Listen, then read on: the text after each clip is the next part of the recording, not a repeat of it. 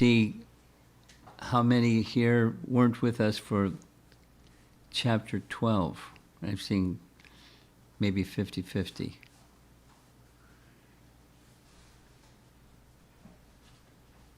So I'll have to do a little review. Nama Om Vishnupadaya Krishna Prestaya Bhotade Srimate Bhaktivedanta Swamin Iti Namine Namaste Saraswate Deve Gauravani Prachadine Nirvishesa Sunyavadi Paschatya Desatadine Jaya Sri Krishna Chaitanya Prabhu Nityananda Shri Advaita Gadadhar Shivasadi Gaura Bhakta Vrinda Hare Krishna Krishna Krishna Hare Hare Hare Rama Rama Rama Hare Hare. Srimad Bhagavatam. Srimad Bhagavatam. Very beautiful composition, very elegant composition, very comprehensive composition, glorifying the Supreme Personality of Godhead. Nigama kalpataror galitam palam. This is the ripened fruit of the desire tree of the Vedas. Ripened fruit of the desire tree. This desire tree, kalpataru, the desire tree, in the spiritual world, no desire trees here, but in the spiritual world, there are desire trees that can produce any kind of fruit of any variety and any season. No such tree in this world. And from that desire tree, there's a ripened fruit. Better than mango. The king of fruits, as Prabhupada has said, mango, better. Better because it satisfies and keeps satisfying and keeps satisfying and keeps satisfying, and there's no end to the satisfaction that one receives from this ripened fruit of the desire tree of the Vedic literatures. And of the entire Srimad Bhagavatam, Canto 10 is especially revealing the truths about Krishna, and this section is the Vraja section, Krishna's pastimes before he went to Mathura, and that's the sweetest of the sweet. Of the sweet, it's the sweetest of the sweet. And the sweetest of the sweet is made even sweeter by the beak of the Shuka, or Shukadev, by being the speaker.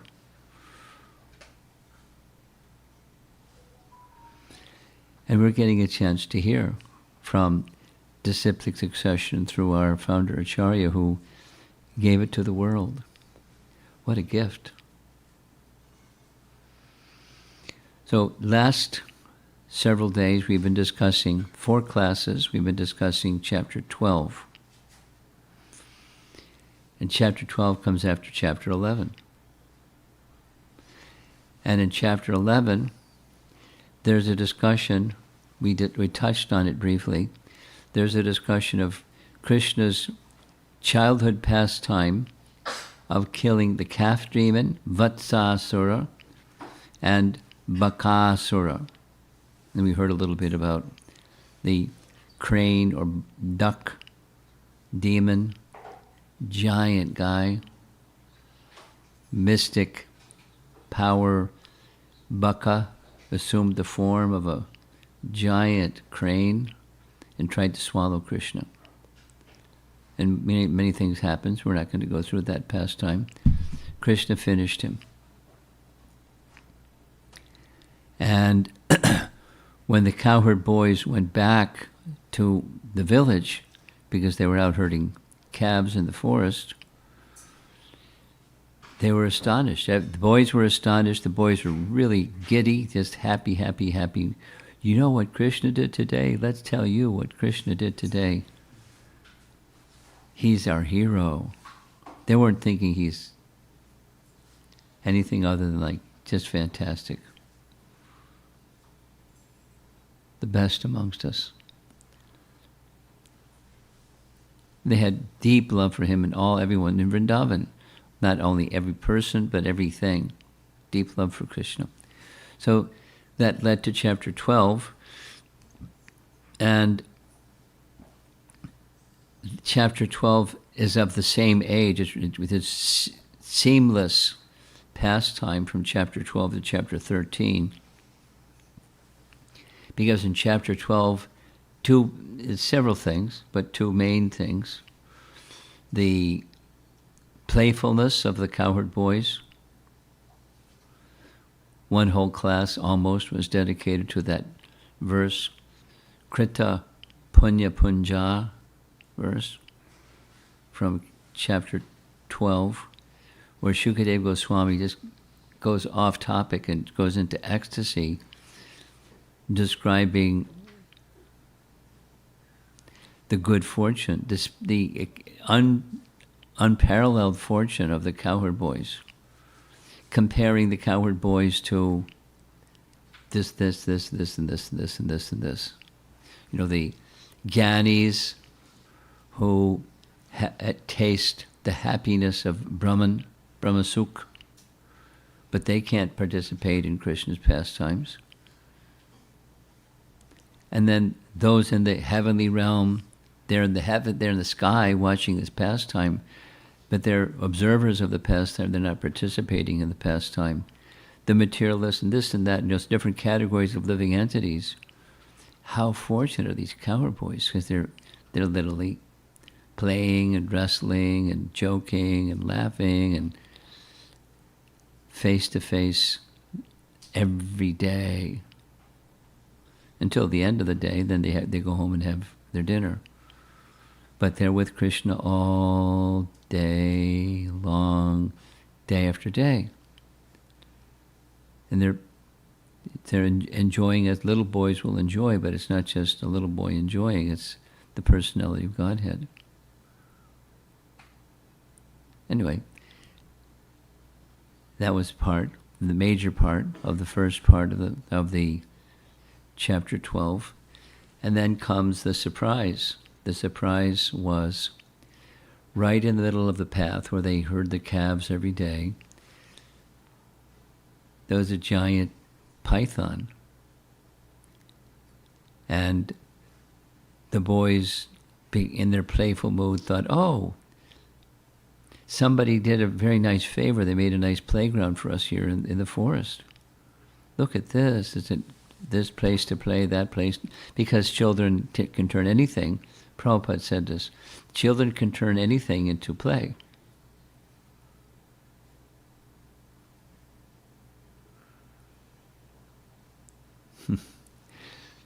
There's a nice Prabhupada story. Prabhupada was in a room somewhere, and in his quarters in Vrindavan, and there was a big, kind of like a bolster, big pillow along the side, this side, that side, and there was a little child. And they decided they wanted to see Prabhupada, but the bolster was in the way. So they were like a bull or a ram and just dove into the bolster. And they liked it. So they did it again, and did it again, and did it again, and just, it was playful. They were just playing. They wanted the bolster to get out of the way, but they were just playing with the bolster. And finally Prabhupada patted them on the head and held them, and they went and sat down. And in that regard, Prabhupada said, for a child can turn any difficulty into play. There's no difficulty, they just become play. So that's what the cowherd boys. So they saw this big monster. Oh, place to play. They figured out a way to play, and then as they got closer, they saw features of this entity, that he was alive. It wasn't just like a playground. Clay figure off in the forest somewhere. So then they started back and forth. Is he this or is he that? And then they decided, well, even if it's a demon that wants to kill us, Krishna just got taking care of Baka, so he'll take care of whatever. Let's go. He playfully marched into the big mouth of the python. So this is yesterday. So then Krishna became bewildered. We had this whole discussion about Leela Shakti, knowing the desire of Krishna to feel a secondary rasa in relation to his friendship, transcendental friendship with the cowherd boys. He wanted to experience compassion. Not that he doesn't have compassion, but like a spike. So when they entered into his mouth, the Aghasura's mouth, he was feeling compassion for them. Poor cowherd boys, they're like straws entering into a fire. The fiery body of this demon that wants to kill them. Because he knew. The cowherd boys were like they don't know. Maybe, maybe not. But Krishna knew. So Leela Shakti arranged that he didn't intervene. And they went inside. And then astonishment is one of the secondary rasas. Compassion is another. So Krishna went through, he experienced by the kindness of Leela Shakti these different emotions. And then a third one. Then came bewilderment. Like, first it was, how did this happen? Then he realized how it happened. Because he's omniscient. He's like, as if he's one of us. And then overwhelming those secondary emotions was his prema, as the lover of the cowherd boys, and he had to rescue them. But they didn't know exactly how to rescue them because they're already inside the body of a serpent. And if he just kills the serpent, then the cowherd boys are dead because they're in the body of the serpent. So he has to rescue the boys and kill the serpent. So he waited until, we would say, if it was a human, then till super soul, but so it was in his Leela, until he had a intelligent solution, then he knew what to do and he did it. And Aghasura was dead. He expanded himself so big that even this humongous python couldn't breathe, and his life air was stopped, and the soul and his life air popped to the top of his head. Krishna arranged for the cowherd boys as if they were dead, but they were just had fainted out of feelings of separation from Krishna. He brought them back to external consciousness. And after Krishna kills the demon, there's a standard procedure. Time for lunch. So Krishna found a nice spot. This is how chapter 12 ends. Krishna found a nice spot for having lunch, and the boys sat down to have lunch. And the chapter 12 ends with Shukadeva Goswami being asked a question by his hearer, Maharaj Parikshit. Wait a minute. You're describing these events that took place in the past as if they're happening at present. Could you please explain? And the chapter ends with Shukadeva Goswami going into a trance. He entered samadhi right there in front of Maharaj Parikshit because he's a Rasika Bhakta, and it stimulated his experience of love to the point that he lost external consciousness and he went completely internal. And he struggled to come to external consciousness so he could respond, and that's how chapter 12 ends, and we're about to begin chapter 13. And you see the little subtext at the bottom. Many of our acharyas say that Krishna's age was 4 years, 4 months. Vishwanath Chakrabarti Thakur said he was 5. It becomes important because something else happened at the age of 6 when the cowherd boy, when Krishna was 6. But we'll hear more about that as we go along. So I want to say 2 things before we enter chapter 13. One is some standard prayer, or glorification maybe is the right way to say, glorification of understanding Srimad Bhagavatam and being able to express the message of Srimad Bhagavatam as Shukadeva Goswami did and commentators of the Bhagavatam did, these qualified ones did. It's very, very special. Very, very special. Here's the reference. This is now Bhakti Vigyan Goswami. Some of you may know who he is. He's a Russian-speaking, highly learned person, and happy person too. Gold is tested through fire. Mastery of weapons through a great battle. We explain each of these. A wife through hard times.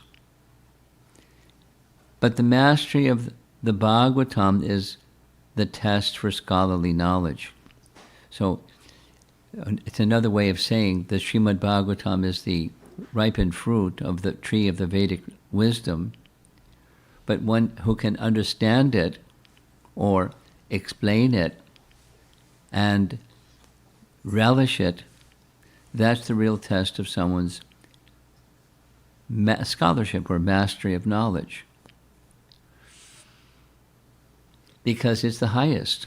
And it's, there are many, many, many statements indicating the same, but this is a very nice one. Standard. This is a standard statement accepted by many scholars and many people that are a little bit knowledgeable of the Vedas. So gold, if you want to know, here's some gold, how much alloy is within the gold, you melt it, put it in fire, and molten gold separates from the alloys.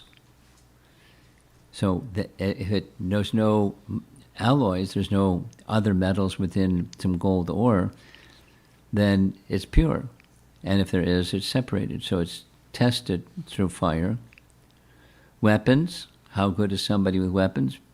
Let them engage in battle and you find out. A wife, there's good times and there's sometimes hard times. So the super quality of the wife, her quality doesn't change when there's hard times. And that's really speaking something. And the Bhagavatam. So it's special position.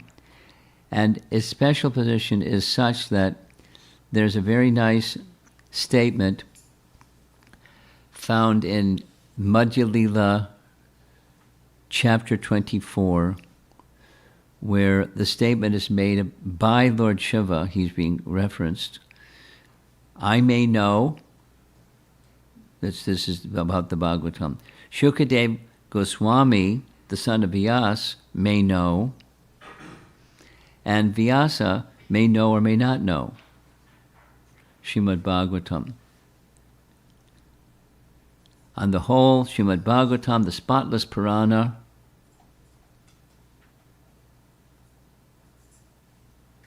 can be learned only through devotional service, not by material intelligence, speculative methods, or imaginary commentaries. Now this is spoken by Sri Chaitanya Mahaprabhu in his teachings. And 2 things, what we're hearing is, the very next verse is Shukadeva Goswami is speaking. So he may know means he knows. And so the question, the question is, if Shukadeva Goswami knows, how can we say that Vyasa may know or may not know? And then the answer has to do with, what does it mean to know. So Vyasadeva knew, and therefore he wrote. It's his composition. It's not the other parts of the Vedas that he simply heard and wrote what he heard. Like, a scribe. Shruti then became written. But it's his composition. So how does he not know? But the answer given by our acharyas to explain this is, it takes a great deal of understanding of rasa that Shukadeva Goswami definitely knows, and the Vaishnavanam Yata Shambhu, Lord Shiva knows. Like those two are two of the 12 Mahajans. Vyasadev's not listed.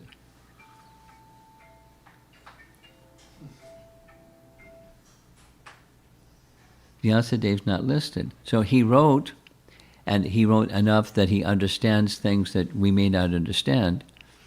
But Shukadeva Goswami had realization, and it takes realization to give a proper explanation of something. So here we're hearing from Shukadeva Goswami, and he's really appreciating the attentiveness of Maharaj Parikshit. And here is the first verse of chapter 13. Oh, best of the devotees, most fortunate Parikshit, you have inquired very nicely, for although constantly hearing the pastimes of the Lord, you are perceiving his activities to be newer and newer. We had this discussion yesterday. Yesterday evening, we had this discussion. So Maharaj Parikshit, has, since childhood, he is very devoted to Krishna. The whole family and so forth, very devoted to Krishna. So he's heard Krishna's pastimes. It's not like hearing for the first time. So we may also hear this pastime or another pastime many, many times. And sometimes devotees say, I've heard that one. Can you say, tell something else? You know that one. But not Maharaj Parikshit. It's newer and newer. So newer and newer means that's Krishna. He's Nava Yovana. He's youthful, but he's Nava Yovana, ever youthful. And the youthfulness is ever fresh, and the message of the Bhagavatam is ever fresh. So persons qualified like Maharaj Parikshit, experienced in this way. Here's Srila Prabhupada's purport, expanding on this. Nityam Navayam Manam. Even though advanced devotees hear continually about the Lord for years, they still feel that these topics are coming to them as newer and fresher. So that's quality hearing. And Chaitanya Mahaprabhu himself demonstrated, unless one is very advanced in Krishna consciousness, one cannot stick to hearing the pastimes of the Lord constantly. So it's like kirtan. So the painting, you're familiar with the painting, most of you, that's Maharaj Prataparudra, who's paying his obeisances in front of the Vaishnava Sangha in Puri.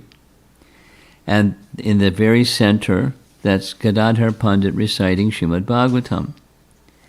And just behind him, or to his side, that's Chaitanya Mahaprabhu and Nityananda.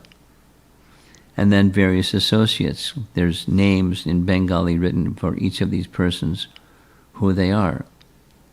So intimate associates of Mahaprabhu would sit with Mahaprabhu, hearing Gadadhar Pandit at Tota Gopinath temple. And so sitting in the courtyard of the temple, he would sit after taking darshan of Gopinath. They would sit and hear Srimad Bhagavatam for several hours every day. And they would hear the pastimes again, and hear the pastimes again, and hear the pastimes again. And Mahaprabhu, after hearing the pastime again, would say it again. He was relishing the pastime in a very special way. So here's Shukadev Goswami, a commentary by Vishwanath Chakrabarti Thakur, commenting about this exchange, calling him the best of the devotees. And Maharaj Parikshit may object, wait a minute, how am I the best of the devotees? Shukadev, you always take the topics of Krishna as fresh. Even if heard before, you hear the topics with relish as if you had not heard them before. So there's something, when we've heard something that we've heard, if you hear it with great care and attention, there's always newer and newer and newer subject matters. And it has everything to do with our consciousness that determines the quality of hearing.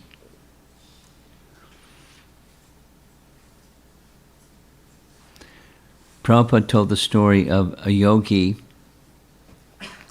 that was called to testify in a courtroom. This is a modern situation. And just outside his window, there was a big automobile accident. And the yogi was called to a witness stand to repeat what he heard in the exchange between this person and that person involved in the car accident. And the yogi repeated what he heard. And then when there was further questioning, they found out the yogi didn't speak the language. He had a different language, but he had the faculty, he heard it just once, and he had remembrance because he heard it just once. You know, most of us don't have that capacity. I certainly don't have that capacity. But some persons have that capacity. So that's just remembrance, like a playback machine.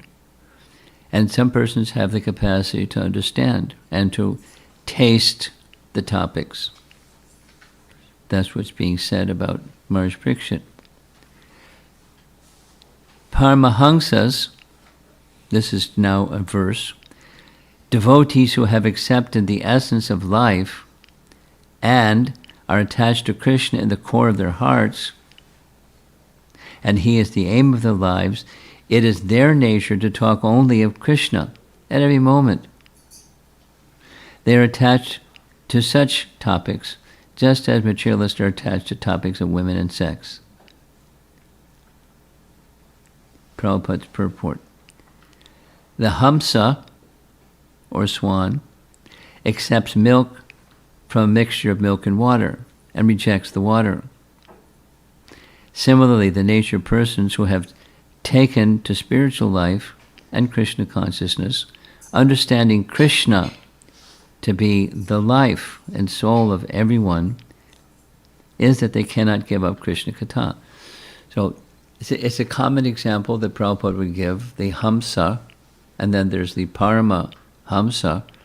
But Hamsa, the swans, have a special capacity type of beak, and they can take water from, let's say, water that's floating, milk that's floating in the water, and then sift out or extract the milk and leave the water.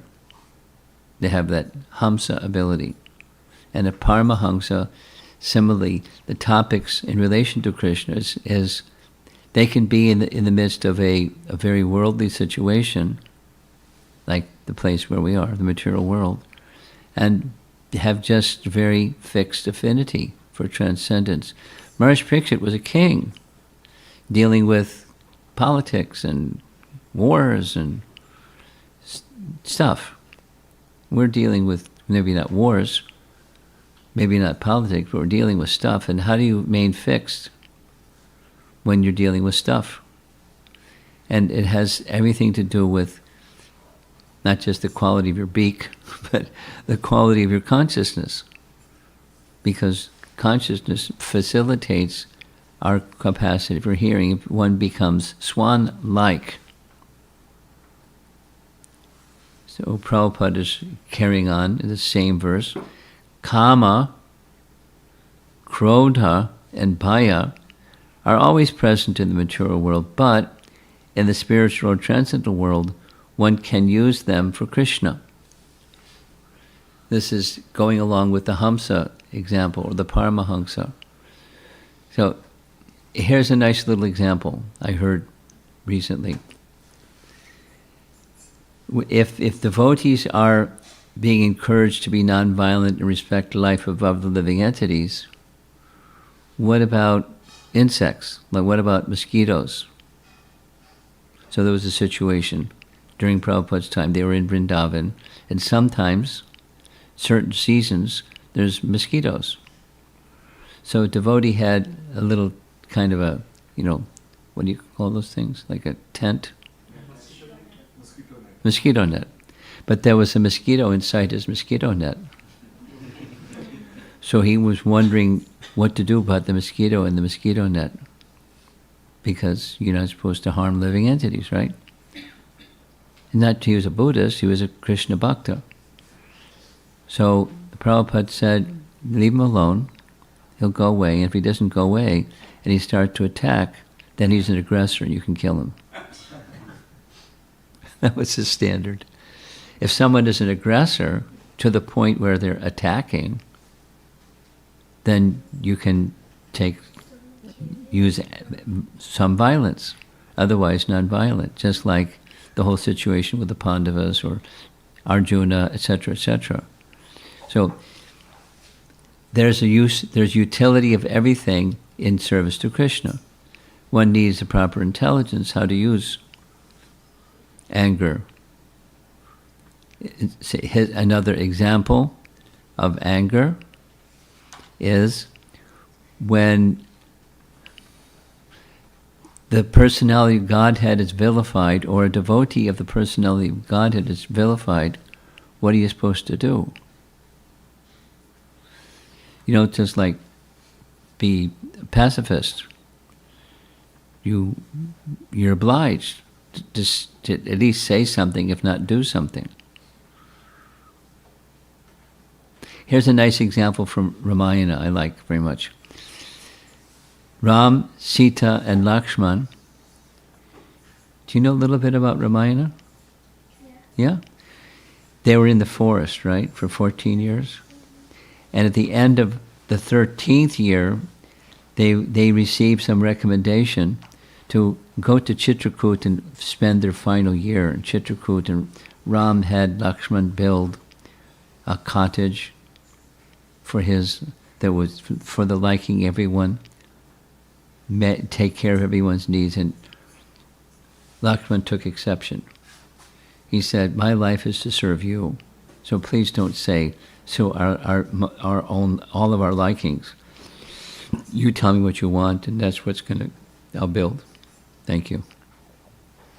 So after building the cottage, he was in a more relaxed setting, to having discussion with Ram and saying, poor Bharata. Because Bharata was very dear to all of them, but very dear to Ram and to Lakshman, naturally. And poor Bharata, he's back in Ayodhya. We're with each other. We have each other's association. It's very sublime here in Chitrakoot, and all of our necessities are taken care of by nature, and we're in each other's company. But poor Bharata, he's back in Ayodhya, no association for 13 years, living like we're living, with tree bark and matted hair and sleeping on the hard ground, and poor Bharata. And then his thoughts and his words started to drift to Kaikeyi. It's because of Kaikeyi. Ram said, stop. Speak all you like about Bharata, but don't speak anything about Kaikeyi, please.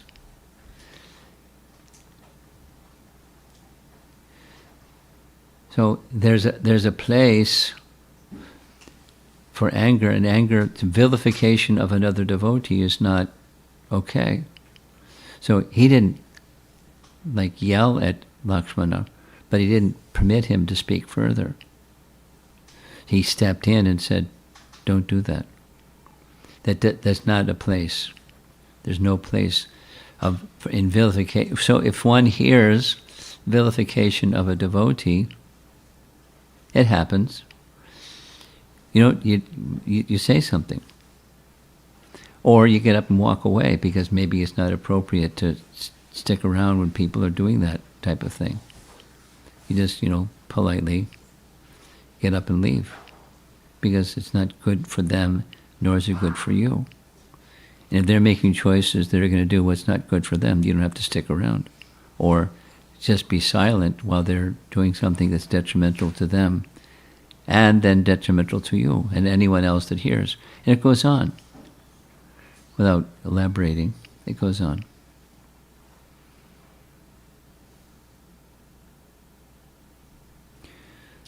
So there's a proper place for anger, a proper place for desire, proper place for bhaya.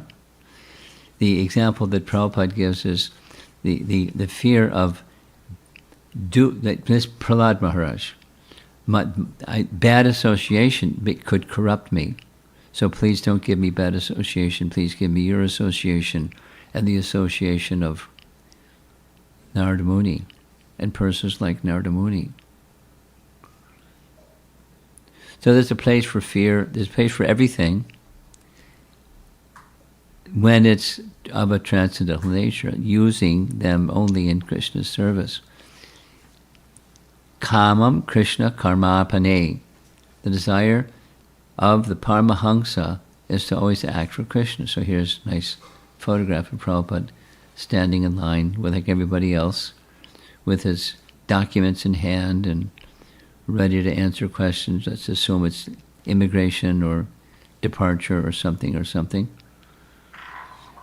And he does a Paramahamsa does what they do in all varieties of circumstances for service to Krishna.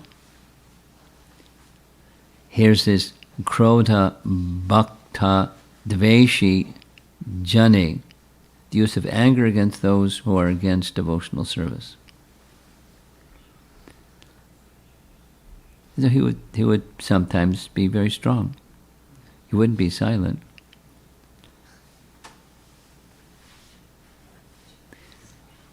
So this is our little teaching from the commentary.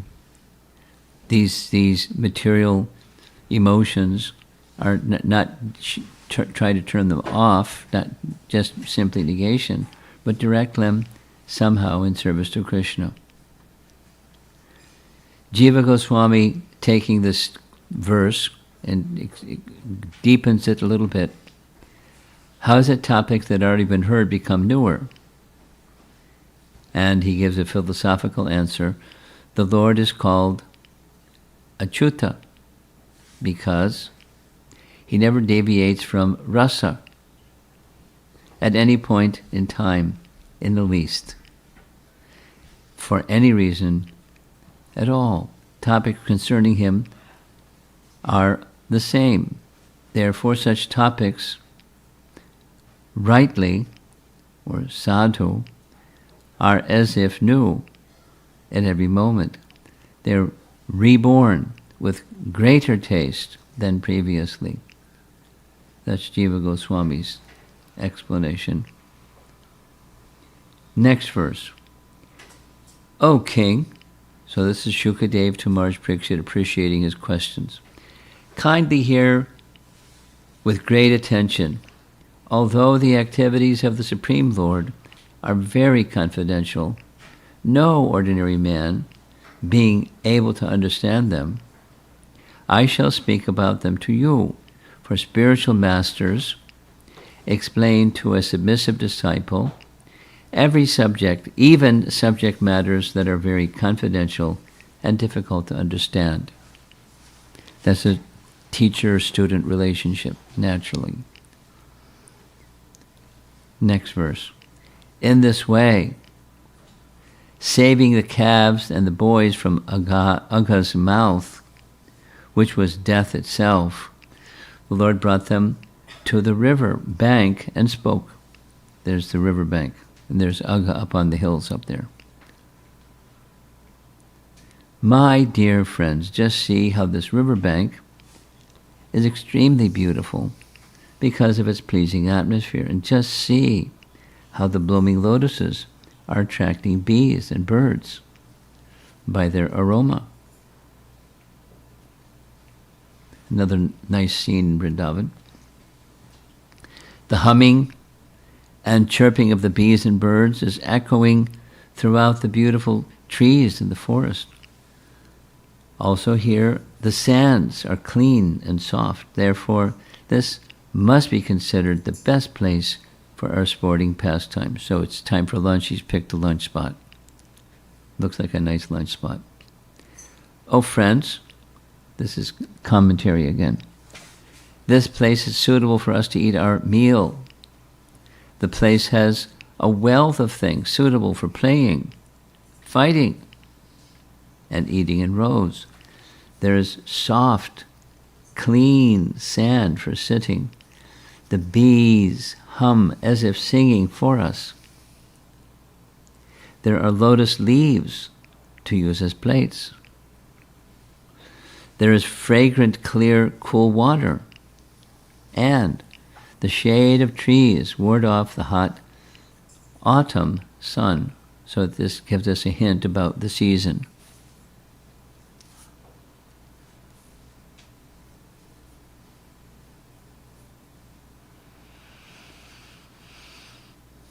Jiva Goswami's comments.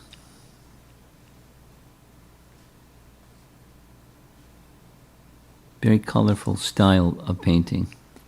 Now notice up in the tree in the right, see that creature? That's Krishna's throwing the Vatsasura demon into a tree. But we included the painting because it's a nice painting.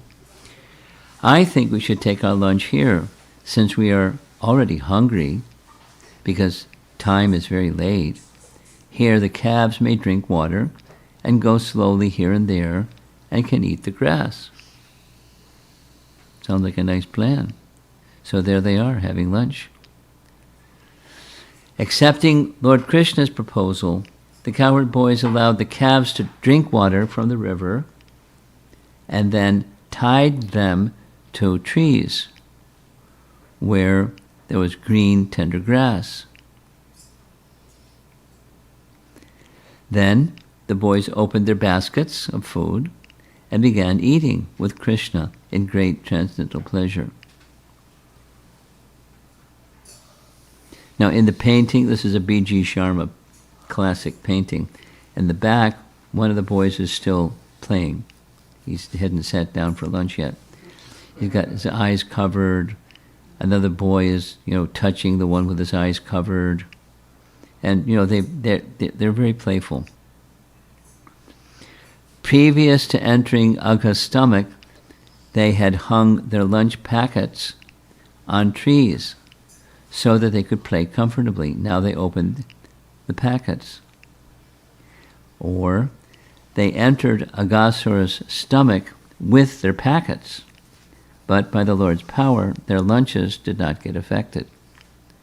So here they are, lunching away by the side of the river Jamuna, enjoying each other's company. And they sat in a circle with Krishna in the center. Like the whirl of a lotus flower surrounded by its petals and leaves, Krishna sat in the center, encircled by lines of his friends who all looked very beautiful. Every one of them was trying to look forward toward Krishna, thinking that Krishna might look toward them. In this way, they all enjoyed their lunch in the forest. Now, everything material has limitations, and everything spiritual has no limitation. So although they were so many cowherd boys seated in a way that they wanted to position themselves so they would capture Krishna's glance, They captured Krishna's glance because he could simultaneously manifest himself in such a way that he was as if facing them face to face, although he's one Krishna. He has powers. Here's another nice painting I like very much. When we saw this a while ago, we saw it in Gita Nagari during the Memorial Day weekend. Notice superimposed on this painting, there's an 8-petaled lotus. See? There's two sets of triangles in the very center, and then petals of a lotus, 8 in number. So we did a little research. Some devotee helped me. And because I'm going into this a little bit, maybe more than needed, during our Memorial Day weekend, Garuda explained that the heart chakra, he showed a nice painting, because there's certain verses in the Gopi Gita section of 10th canto, and there's a certain number of verses, and it's resembling the heart chakra, and our commentators make that comment. The heart chakra commonly has 12 petals, and this has 8 petals. So a little research came up with sometimes depicted as 12, sometimes depicted as 8, and so that's what this painting is. It's the cowherd boys. And you see that cowherd boy that's got a shaved head? You see that one? Who's he? It's Madhu Mangal. Madhu Mangal was one of Krishna's friends. He wasn't a cowherd boy, he was a Brahmana boy. Madhu Mangal was the son or grandson of Purnamasi. And Purnamasi is Yogamaya personified in Vrindavan. And just before Krishna appeared,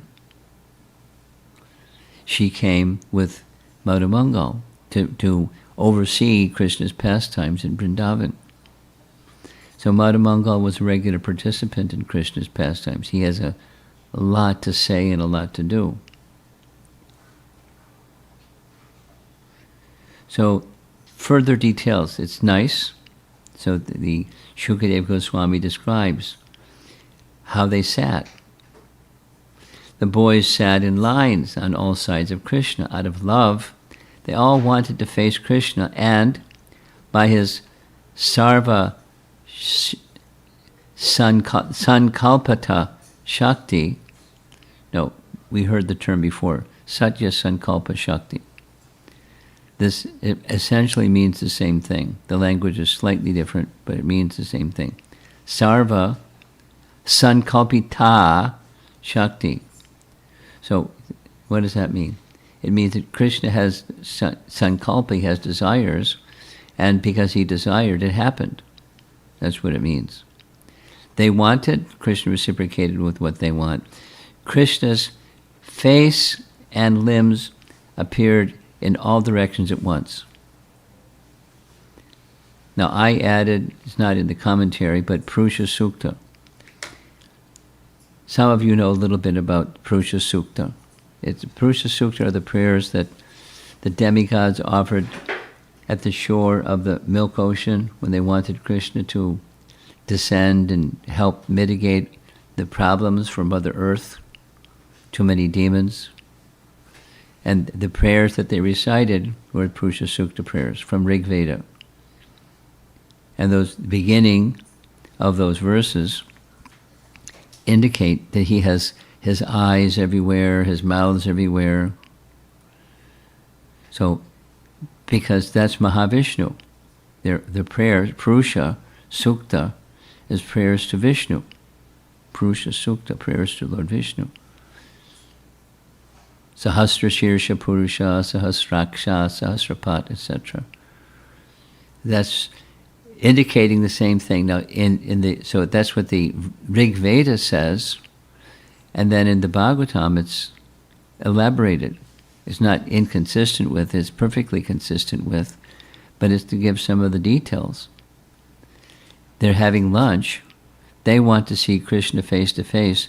So Krishna appears as if in all directions at once. Each boy thought, I am sitting on the nearest row facing Krishna. Others are sitting at a distance with their backs or sides to Krishna. But that's what they were thinking, and Krishna manifested himself in such a way that there was no space in between them, and they were as if Krishna was facing them directly.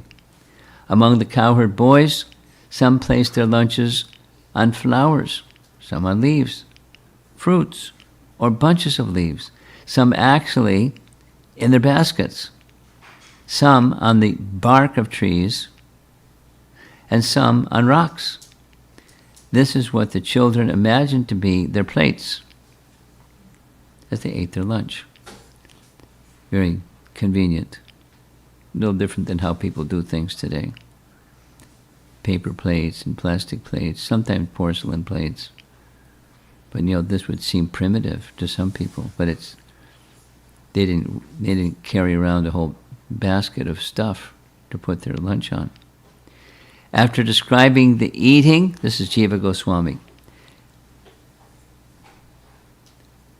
Sukadev now describes Krishna's activities along with their eating. So in the big yellow letters you see Yagya Bhuk, Bala, Kali. Bala is his childhood and Kali is pastimes. It's part of his pastimes. He's at the Yagya Bhuk, or the enjoyer of sacrifice. So here's a breakdown of the Sanskrit of the first line. He now sat with his flute tucked between his waist and his tight cloth on his right side, and with his horn, bugle, and cow driving stick on his left. He held in his fingers, his left hand, various pickled fruits suitable to eat with yogurt rice. He put the food in his left hand because he's going to eat with his right hand. Coming on their own, the Devatas watched. So they're up above, seeing this whole lunch scene. In the midst of eating, Krishna played by accepting the food with joking, praising, criticizing, eating, making faces, and laughing with them, all or individually, while examining the food. So even the eating is playful. Now here's this phrase, Yagya Bhuk, Balakeli, and compliments of Jiva Goswami, we're going to find multiple possible meanings. So in the painting on the left, we see a yagya. So he's the enjoyer of the yagya. Krishna, who was worshipped by offering him oblations, which he eats simply by acceptance, was now playing like a human child and eating like a young boy in the picnic. So when the brahmanas are offering mantras and ghee and grains into the fire is the mouth of Vishnu. Vishnu is accepting and he's eating. That's symbolical, or that's the understanding of the brahmanas that perform this type of sacrifice. And in this case, Yagya Bhuk, he's enjoying by accepting the offerings of the cowherd boys. Here's another second meaning. Using the Sandhi rules is to make the word ayagya Bhuk. So instead of Yagya Bhuk, Yagya Bhuk. Playing with other boys, he did not accept the sacrificial offerings made with great effort. Oh, Maharaj Parikshit. While the cowherd boys, who knew nothing within the core of their hearts but Krishna, were thus engaged in eating their lunch in the forest. Problem. The calves went far away, deep into the forest, being allured by green grass. So they're immersed, being with Krishna, having their lunch, and their cowherd boys disappeared. The boys ate without stopping, or ate while thinking of Krishna. There's a nice painting of Krishna. Very nice painting. The calves desired soft, sweet grass, went further and further away. Or, the calves, which were confined to one area of grass and had finished that grass, became greedy for other grass out of hunger, while the boys were absorbed in eating. So they wandered away. Or, the calves developed greed for grass by Brahma's will. Otherwise, they could not leave the Lord. Jiva Goswami, or Sanatana Goswami, reasons. Shukadev cries out in grief because of the great misfortune that would arise amidst the great bliss. So they're having a great time, and then this misfortune right in the middle. Have you noticed that sometimes that happens? I had a conversation recently with somebody that misfortune, stress, and anxiety, too much this and not enough that, and woo, woo, woo. You know, it happens.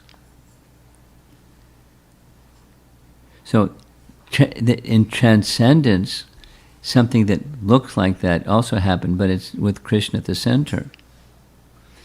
And Sukadeva Goswami, with Krishna at the center of his life, he already knows what's going, because he heard from Vyasadeva. So now he's narrating to Maharaj Parikshit something that happened in the past, as if it's happening at present. That was the question at the end of chapter 12. Seeing the fear in the boys, because they have to protect the calves. Krishna, who gives fear to fear, said in affection, "O friends, do not interrupt your eating. I alone will bring back all the calves." Now, that's Vishwanath Chakravarti Thakur. He's beautiful painting of Krishna, but he's ready to take care of the fear of his devotees. But it's part of a bigger pastime.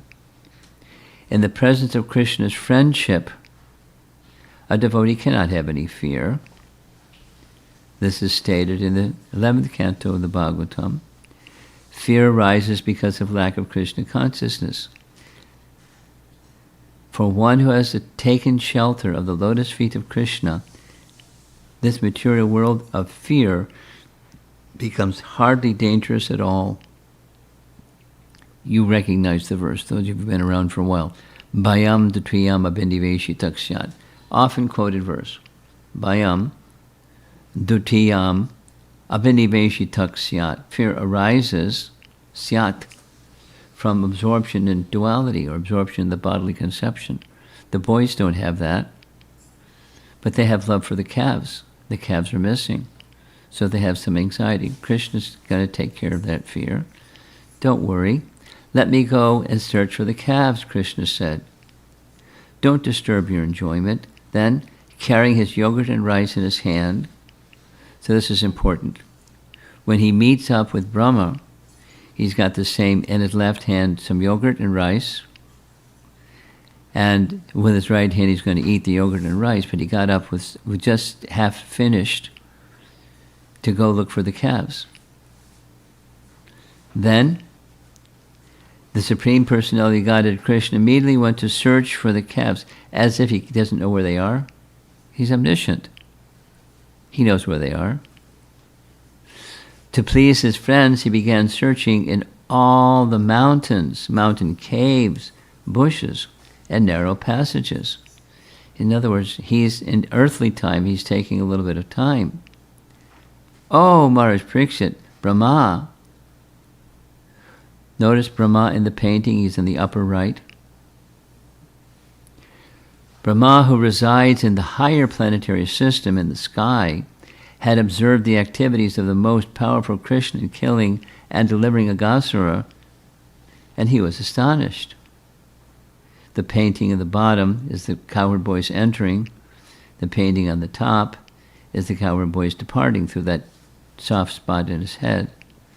And Brahma watched the whole thing and knew that Krishna dealt with this 8-mile long creature.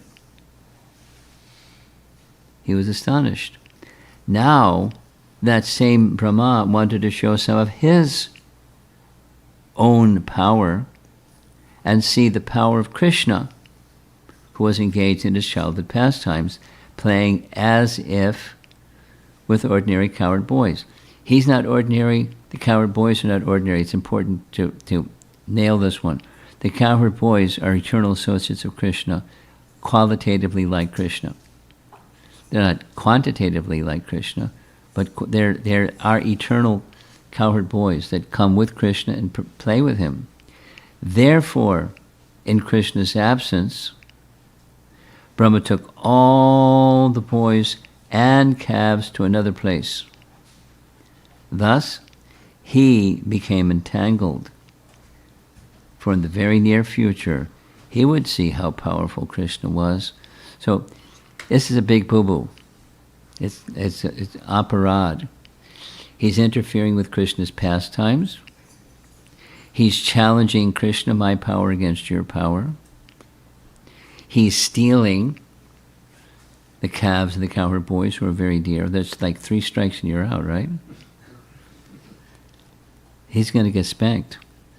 Big time. Big time. Who were the cowherd boys who were stolen by Brahma?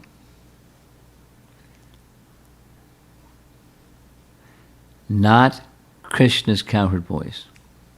This is a mystery within the mystery within the mystery. So here we go. Here's Srila Prabhupada's purport. Brahma wanted to take away Krishna's associates, but instead he took away some other boys and calves. So there's Brahma on the upper left, down in the lower right, that's the calves and the cowherd boys. So here's what happened. Similarly, Ravana wanted to take away Sita, but that was impossible, and instead he took away Maya Sita. Similarly, Brahma took away Mayar Bhaka, boys manifested by Krishna's Maya. Brahma could show some extraordinary opulence to the Mayar Bhaka, but he could not show any extraordinary potency to Krishna's associates. So here's what happened. We're going to hear it again this evening. This is our great Acharya Vishwanath Chakravarti Thakur to the rescue. What happened when Brahma had the plan to kidnap the cowherd boys? 1, 2, 3. First of all, the real cowherd boys were hidden, concealed by Yogamaya. That's where the real cowherd boys went. They're in the care of Yogamaya, just like Sita was in the care of whom? Agni. Where exactly Agni took Sita, we don't hear. That's not disclosed. But Sita was with Agni. Wherever Agni was, that's where Sita was, protected by him. Similarly, Yogamaya, we don't know where Yogamaya took the cowherd boys, but wherever Yogamaya took the cowherd boys, they're with Yogamaya. And the original cowherd boys were with Yogamaya. Number 2, immediately the expansion of Yogamaya is, or reflection of Yogamaya is, Mahamaya. Mahamaya manifested facsimile, exact copies of the cowherd boys. Maya cowherd boys, like Maya Sita. And that's who Brahma took. And then, when Brahma came back, in a moment of his time, he saw the cowherd boys were sitting there, having lunch with Krishna. So the real cowherd boys had been taken, and he took Maya cowherd boys. So these cowherd boys that were sitting with Krishna were a third set of exact likeness cowherd boys. Should I do it again? Brahma's got a bad idea, a punishable idea, an offensive idea. I'm going to test my power against Krishna's power, take the cowherd boys, take the calves, and see what Krishna's going to do. When he had that desire, immediately, 1, 2, 3, the Yogamaya hid, concealed from vision, the original cowherd boys. 2, that the expansion of Yogamaya, Mahamaya, manifested facsimiles, exact copies of the cowherd boys. And that's who Brahma kidnapped, Maya cowherd boys. 3, Krishna manifested cowherd boys that are him, because he has another pastime planned. They're Krishna expanding himself in exact likeness of the cowherd boys. So you have 3 sets of cowherd boys. I could say it again, but I think you got it. And we'll say it again tonight, so you'll get it again tonight. So far, it's only 2 sets, but it's a third set.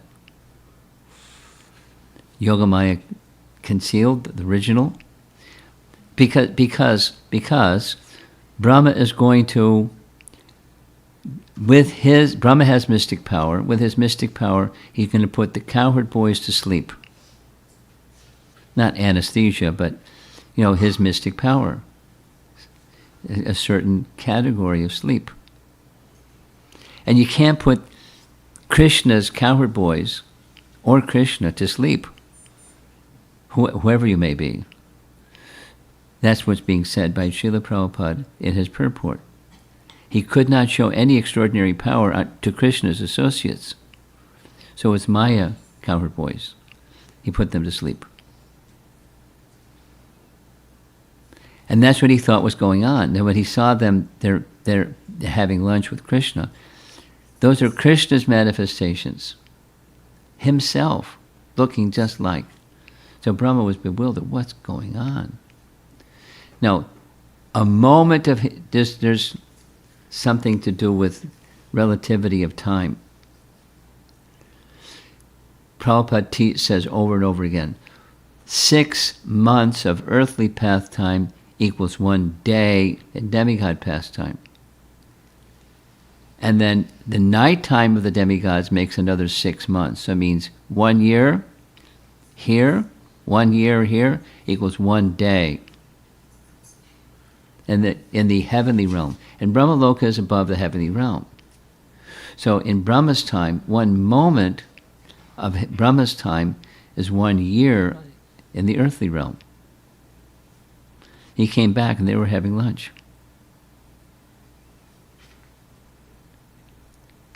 By Brahma's power of illusion, the boys, that's the ones he kidnapped, were put to sleep.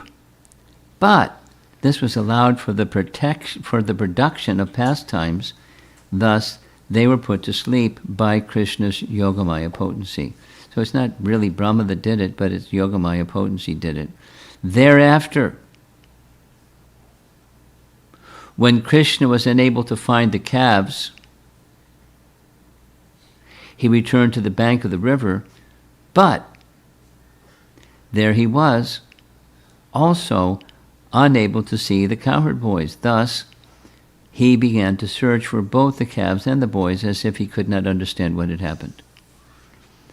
Perplexed, transcendental personality. Guess what? That's Leela Shakti. Because there's no perplexity for the omniscient supreme. When he can't find the cowherd boys, he gets perplexed. In the statement, not seeing, this is Vishwanath Chakravarti Thakur, not seeing the calves, Krishna returned, one should understand that this was an appearance of not seeing them, for he knew where they were. He did this to make Brahma believe that he, Brahma, could bewilder anyone, even Krishna. Then he, Krishna, began looking for the boys and calves. Acting distressed like an actor, he put on the appearance of looking for them. For a later verse says, Brahma saw Krishna, the actor, in the form of a cowherd boy. It's quite a drama, huh? And if you're not tuned into rasa, your head's spinning. And if your head is turned into rasa, Krishna's having fun. He's enjoying, stimulating the love of his cowherd boys, happiness, and Brahma. Because Brahma's his dear devotee. Brahma's his dear devotee. Next weekend is Father's Day on Sunday. So I've been asked to give a class next Sunday related to Father's Day. Guess what it's going to be about?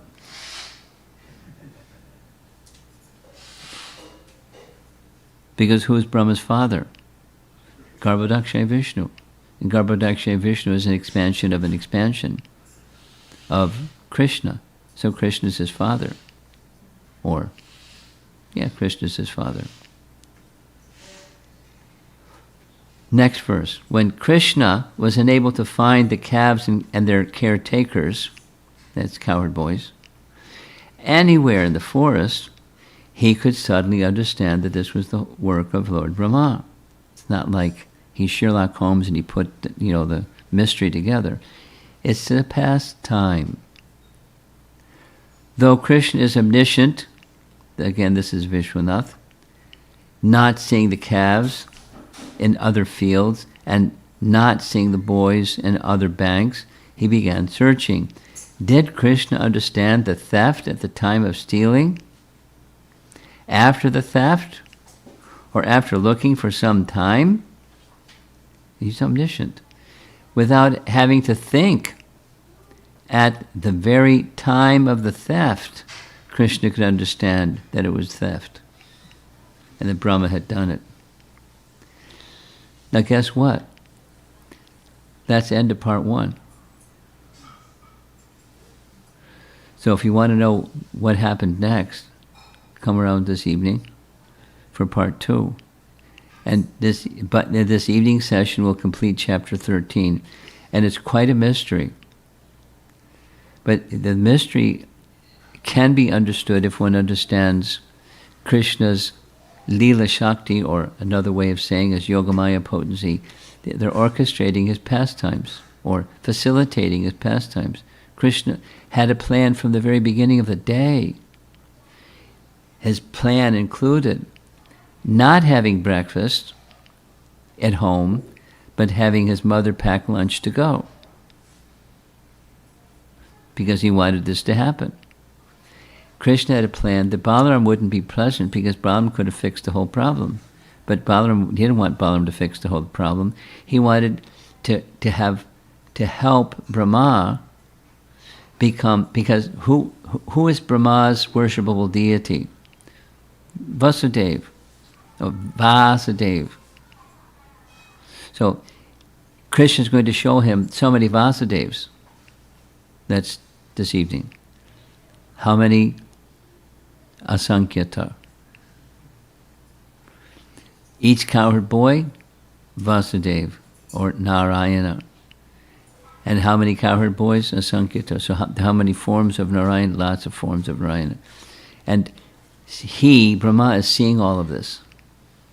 Wow. I built the universe, but he who gave me the power to build the universe has just manifested unlimited Narayana forms and cowherd boys to match. Because I put them in a cave and here they are. So they're Krishna's manifestations. He's very intelligent. He's not just Sherlock Holmes. He's very intelligent. He's intelligent enough to build the universe. So he's like superlatively intelligent. So he's now understood. and then he's going to offer prayers. That comes chapter 14.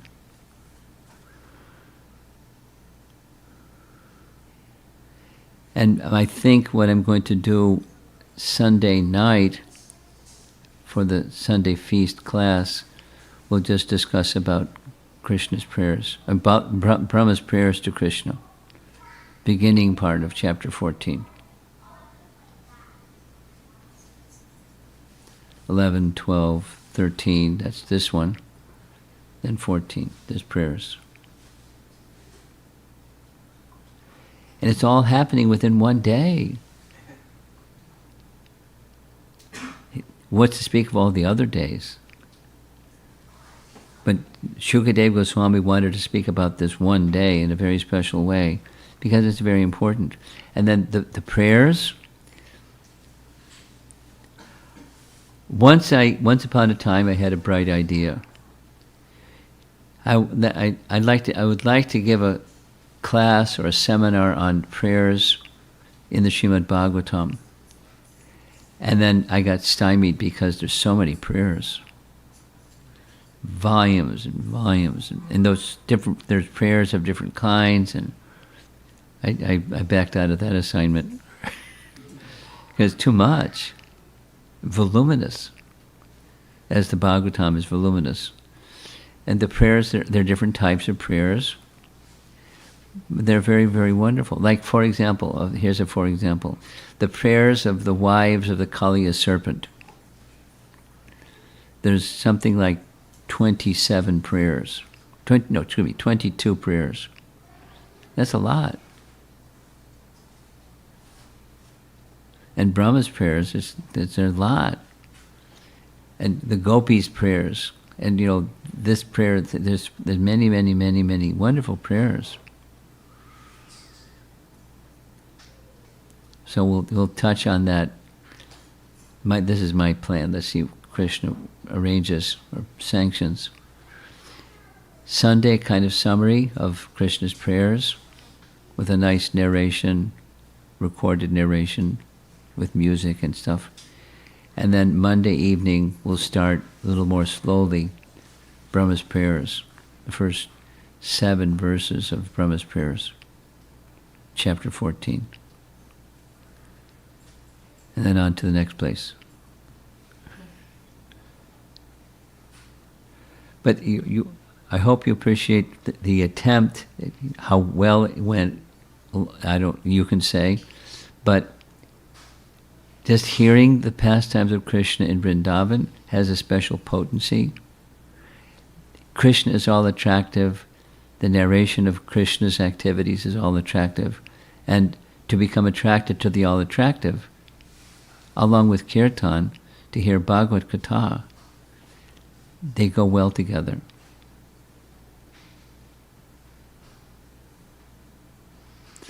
Okay, so let's see if there's some discussion or comments, anything you'd like.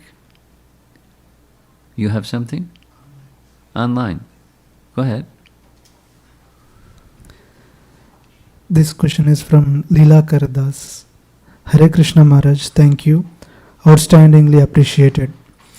In what context can it be understood that the Lord's pastimes are eternal, even though it happened in a particular time?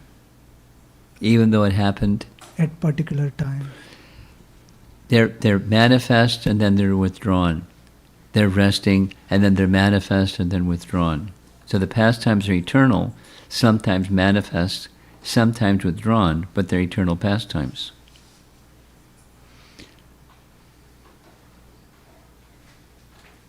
Something else? Okay. Anyone else? Yes.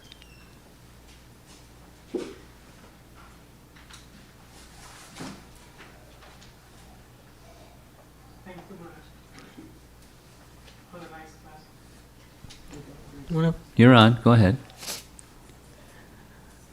Maharaj, yesterday I believe I heard that Krishna was bewildered when the cowherd boys were kidnapped. In the mouth of the serpent, yeah.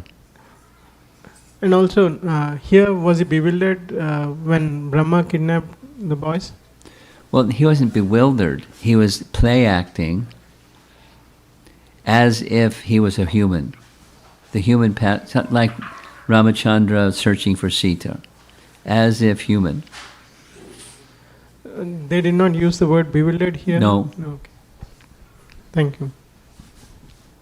Behind you? Hare Krishna Maharaj. Thank you very much for the class. So now we have 3 sets of cowherd boys. Yeah. And which set actually remained with their parents? Maharaj? Which set of the cowherd boys remained with their parents? The ones that remained with their parents for 1 year were Krishna. Set number 3. And then that set number 3 were withdrawn, and Yogamaya returned the original cowherd boys 1 year later. 1 year later. And that 1 year later, Balaram was also not present. That question came up already.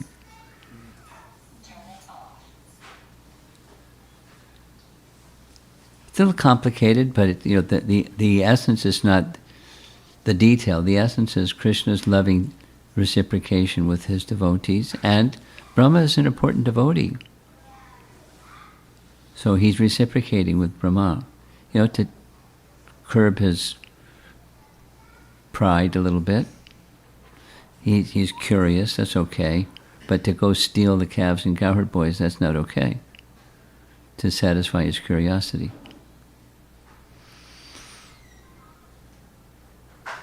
But he didn't admonish him. He just blew his mind. What's going to happen this evening.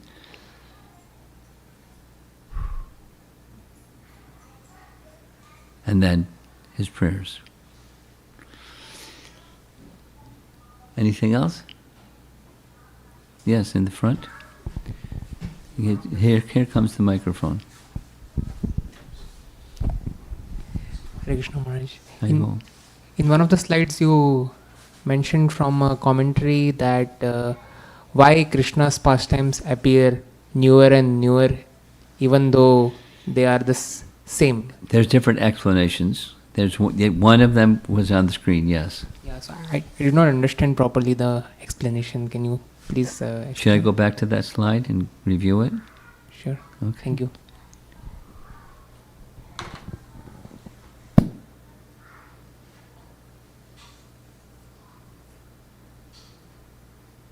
Is this the one?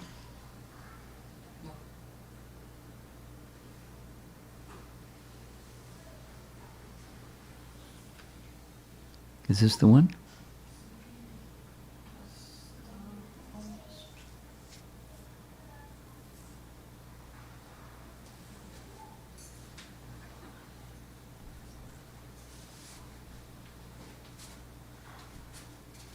That's not it either. So which one are you referring to? It was mentioned something related to rasa or something by some commentary. I think the Lord is called Achyuta because he never deviates from rasas at any time. That's the one?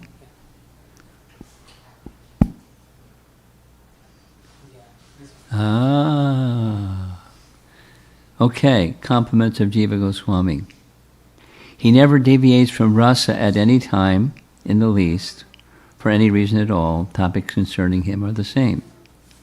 That as he, so also topics in relation to him never deviate from rasa. So is rasa stagnant or dynamic? Is the water in a river stagnant or flowing? Flowing. That's the nature of river. It's water that flows. So rasa similarly flows. And topics of Krishna similarly flow. They're not static, they're dynamic. So as Krishna, so also topics in relation to Krishna. Krishna it's not a statue. He's not frozen. So the sound of Srimad Bhagavatam is similarly very dynamic, and so forth. Does that address your question? One has to be elevated in consciousness to be able to relish or appreciate this newer Well, and newer? that's one is the broadcaster and the other is the receiver. If the receiver is broken, it's not going to get the signal. But the broadcaster can broadcast whether even if receivers are broken. Krishna is the object. In the Shruti mantras, Rasavai Saha, in 3 words. The absolute truth, Saha, it's a pronoun, the absolute truth is Rasa. He is Rasa, and within him, Akila Rasa Murti, within him is all Rasa. The Murti, the form of all Rasas. Akila Rasamrita Murti. It's another name of the personality of Godhead. So as he is Rasa, his pastimes are Rasa. Here he's using, Jiva Goswami using the word Achyuta. Achyuta, we commonly hear, it cannot fall. Chuta and Achyuta. He never falls or never deviates from the position of Rasa. That's he is, and he never deviates from. He's always Rasa. As he is Rasa, topics in relation to him are also Rasa. And therefore, because Rasa is newer and newer and newer and newer, ever fresh like a flowing of the waves of a river. So there's the water, and sometimes the waves may rise. And sometimes the same water may fall. And sometimes it may become turbulent, and sometimes become very quiet. Sometimes. But it's always moving, like a river is always moving.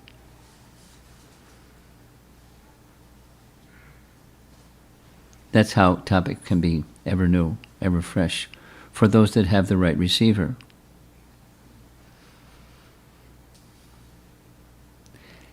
And it's complimenting, Shukadeva is complimenting Maharaj Parikshit. You had a good receiver. You listened very carefully. And those who listen very carefully, as you did, commonly, there's a question. And the question is a sign the light's on, your receiver's on. Because not everything is understood. So therefore commentary to help us understand what we can't understand. And if you can't understand, this is Prabhupada. If you can't understand, read it again. This is Prabhupada about nectar devotion. Summer of 1970. That's a long time ago. Nectar devotion was published. He introduced we should have a 3rd class every day. Bhagavatam in the morning, Gita in the evening. After lunch, it's not the best time to have a class, but that's when it was after lunch. Nectar devotion. And then his explanation, as the order came, or requirement, every day, nectar devotion, 20 minutes. It wasn't a long class because people were middle of the day, busy. But if you don't understand it, read it again. And after reading it again, you don't understand it, read it again. You keep reading it again and again until you understand it. That was his directive. So that's what we did. And then sometimes there were questions, and we could send him some questions, and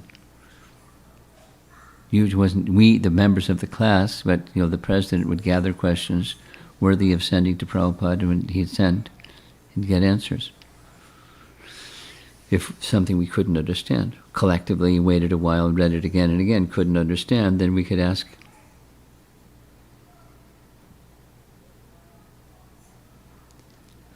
Okay. You have something? No. Okay. Sarva, you have something? Oh, I thought so. In the material world, there's an unpredictability factor. Like Krishna's in charge, so our man-made plans sometimes are sidetracked, and just this idea of flowing water and seems like even in the material world, Krishna keeps things interesting by keeping us off balance. So, dear, are you paying attention? I'm going to ask you what he's saying, because I can't follow. You weren't paying attention, were you? Okay. Kovera, you paying attention? I don't understand that. I heard it, but I don't understand the question. Okay. So keep going, and we can ask somebody to explain, because I've got about 30% of what you're saying. I keep can't going. understand it either. So, but I have bad hearing. yeah. I mean, it's a combination of your articulation and my bad hearing. It's not a good combination. So it seems Keep like in these pastimes, Krishna keeps the devotees off balance, like Brahma. And in the material world, the way things unfold in life, somehow we're not in control, and Krishna lets us know. So I wanted to know what's the difference between the pastimes directly with Krishna and this process in the material world of Krishna. Through time, he takes our faculties, he humbles us in different ways. So it just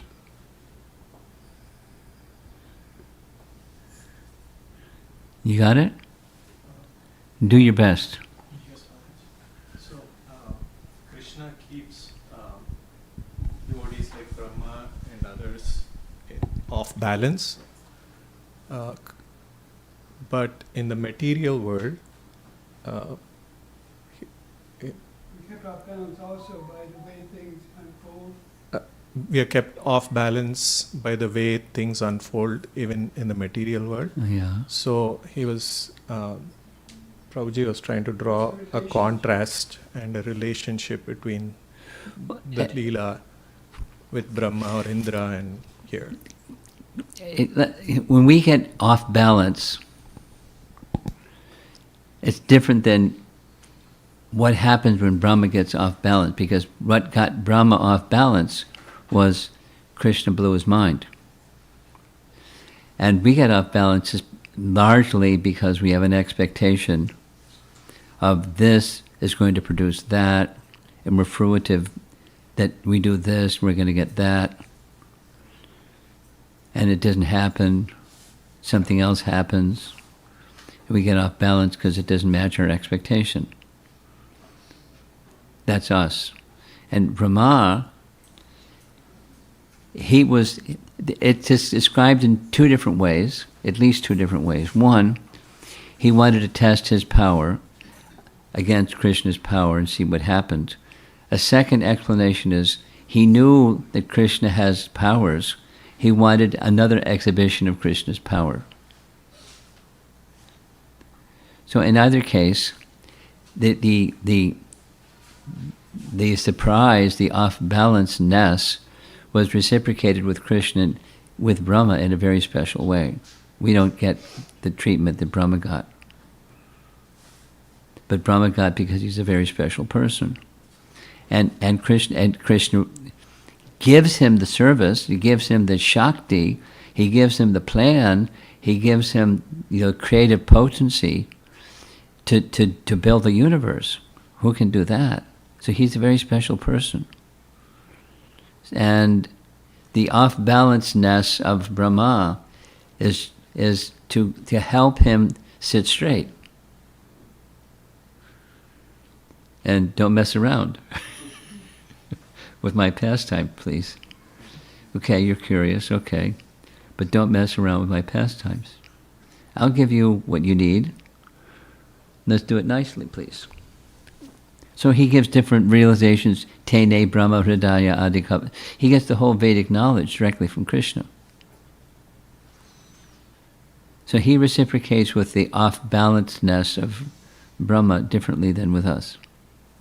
We're under, some big-time Maya, generally speaking, where we can't see what's what because our attitude towards Krishna is off or covered.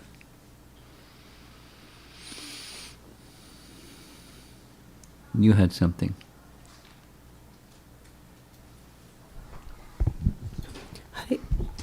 Hare Krishna Guru Maharaj. Actually, since yesterday I was thinking to ask you about, because you reference a lot of commentaries by His Holiness Vishwanath Chakravarti Thakur Maharaj and Jiva Goswami. So where I can receive this commentary if I want to read? They're available in digital format in a form called A, small a, capital F, folio. Prabhu, can you write down? You're not going to let this one slip because you're a very particular person. So I'm giving a description of how they're, because you're asking where they're available. They're available in A, in one word, capital F folio, A folio. A folio. And the format is very similar to Vedabase. Okay. And you do word search, and you get, within Prabhupada's writings, that's Vedabase. And using the same software, I guess you would call it, A folio has loaded in also commentaries. And other things, and other things, and other things. Lots of interesting things. Mm-hmm. So that's one of the main sources. There's other sources, but that's one of the main sources. And if you want to go, there's different ways of going about it. You have a library. I mean, you're not a sannyasi, so you can have a library. Sannyasis can't travel with their library. So I have a computer that has a folio, and I can I can search things. So you can have both. You have a library, and then so one of the main translators of these commentaries is Bhanu Swami. Prolific. He's not necessarily the best, but he's very, he's very meticulous and prolific. So you get your little library. You have your books on your shelf. You go to the shelf and you pull out this commentary, that commentary. And another thing is just because for so long I have this desire to read the Brihad Bhagavatam. Because that's available. That's available, BBT. BBT? Brihat Bhagavatamrita and Laghu Bhagavatamrita are BBT publications. So Gopakumar's story comes under the Brihad Bhagavatam. Yes. And it's available from the BBT. Now we just did a full circle again. Okay. No, my recommendation is don't go bananas. Don't go reading. Be faithful to our founder Acharya. Yeah. And in our founder Acharya, he makes reference to certain texts. Laghu Bhagavatamrita by Rupa, Brihat Bhagavatamrita by Sanatana, and BBT translate Gopi Pranadana Prabhu, and that they were edited and da-da-da-da-da. So they're quite reliable. So is there any eligibility to read those books, especially Brihad Bhagavatam and Laghu Bhagavatam? Or It's not Bhagavatam, Bhagavatamrita. Bhagavatamrita. So is there any eligibility or anybody can read? And it's available at the BBT.com. Give them your address, your credit card number.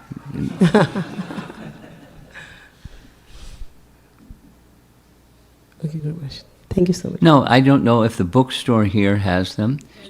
They have them? Okay, so you don't need to go online. Yeah, thank you so much. Okay, you're welcome so much. This is our last question.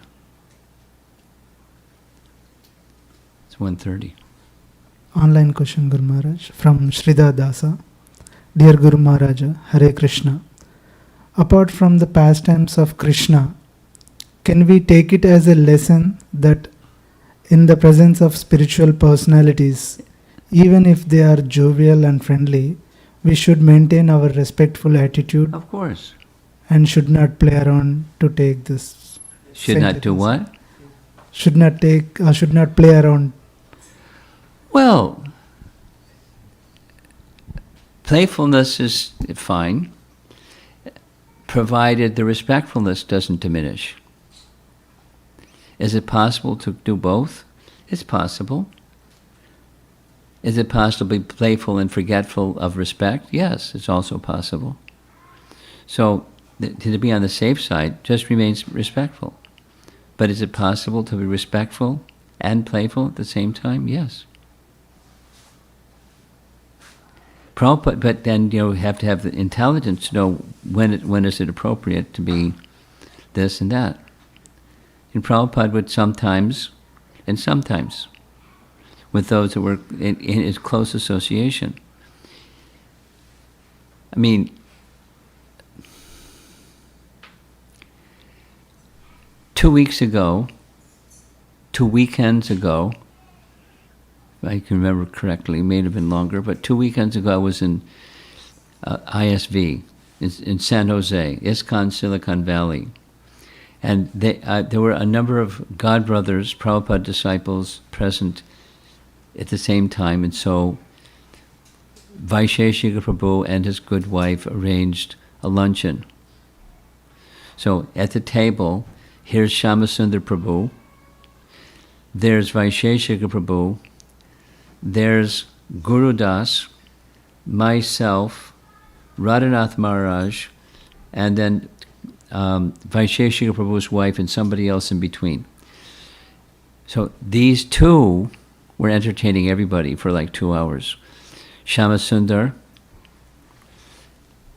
and Guru Das. And one of the topics they touched on was laughter. And both of them went, this story, that story, the other story, and everyone could hardly eat because there was so much laughter, describing ways in which Prabhupada would laugh, and the way when he would laugh, his whole body would laugh. It was like they called it a body laugh. He'd throw his head back and just laugh, and everyone in the room would laugh and laugh and laugh. And sometimes it wasn't everybody in the room; it was just the two of them, Shyamasundar and Prabhupada, or Guru Das and Prabhupada. And he was. Aside from, this is with disciples, and it wasn't just like strict. This is them speaking about Prabhupada. And then at one point, because twice during this meal, Shyamasundar said something that was also in his book. One time he asked Prabhupada, what is laughter? Prabhupada paused, looked straight at Shyamasundar and said, laughter is when you expect a certain outcome and something else altogether different happens, like surprise. That's laughter. And then he went on to say, if one has no laughter in their life, they're dead. So there's place for laughter, there's place for joviality, there's place for playfulness, as the question was. But, in a way that the respect is never diminished. It's just the happiness with the person who one looks up to and is your life and soul. It's a kind of intimacy, in other words, that some persons had the honor and privilege of being in Prabhupada's company in those circumstances. But there were many, many, many such circumstances, and the next moment he could be very serious, and then it's just his mood prevails. Because he was heavy, but also out of respect, because you never depart from respect. For any living entity, what to speak of a superior. So there's a place for it.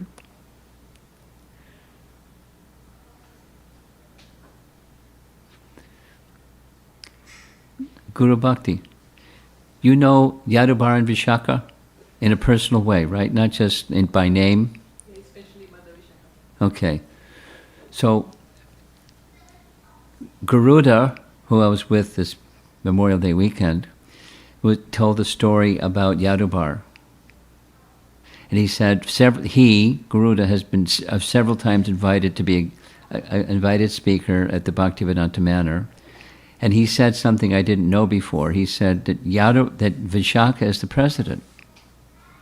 So when he was speaking at the Bhaktivedanta Manor, Yadabar came to the class right up front with a box of tissues, and he asked Yadabar, "Do you have a cold? Are you okay?" He said, I'm fine, but your classes are so funny. I have to have a box of tissues because they just start laughing and laughing and laughing." And Yadabar is Mr. Straight-faced. He never, that's Yadabar. Anyhow, he's fantastic devotee, but very sober in his mannerisms externally. But some devotees are really funny. Garuda's one of them. So it has its place. And one's a dead man if there's no laughter. So it's okay. In appropriate circumstances. And it takes intelligence to know when and when not. Srila Prabhupada ki, Grantaraj Srimad Bhagavatam ki.